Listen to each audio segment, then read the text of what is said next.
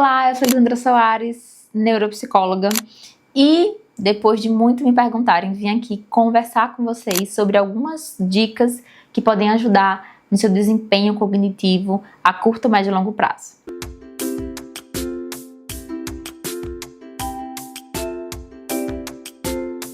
Primeiro de tudo, no nosso corpo, no nosso organismo, a gente tem aquilo que a gente usa.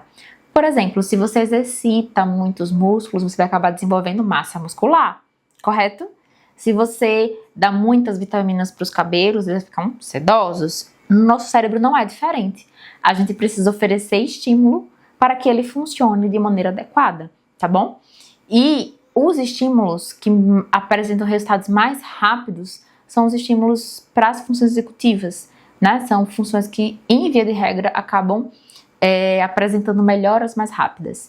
Logo, existem algumas atividades que vocês podem implementar no seu dia a dia que irão melhorar, assim, o desempenho, o desenvolvimento em relação às funções executivas e, consequentemente, ao desempenho cognitivo como um todo, tá bom? Por exemplo, a construção de uma rotina, né, ajuda bastante nesse desempenho cognitivo.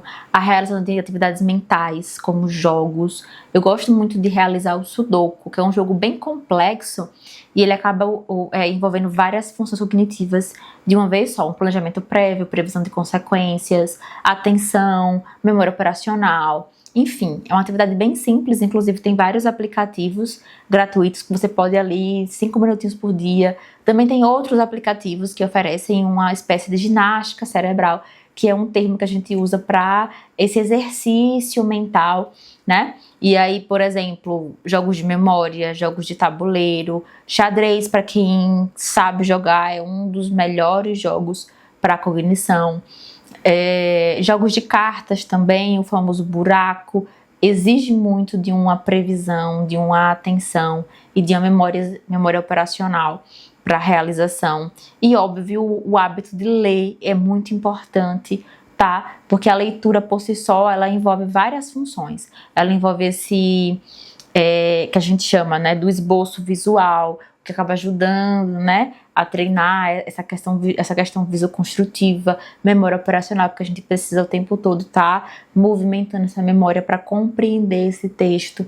Afinal de contas, a própria consciência fonológica depende dessa memória operacional, a atenção, o esforço cognitivo, a compreensão do que é lido, tá?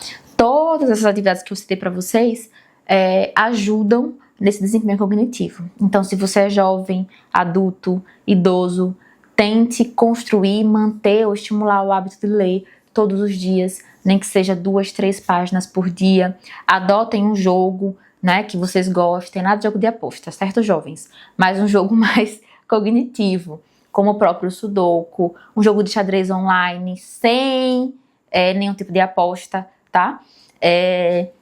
Ou um jogo de carta também, sem aposta, mas que permita que você vá fazendo esse estímulo cognitivo para que seu cérebro funcione cada vez melhor.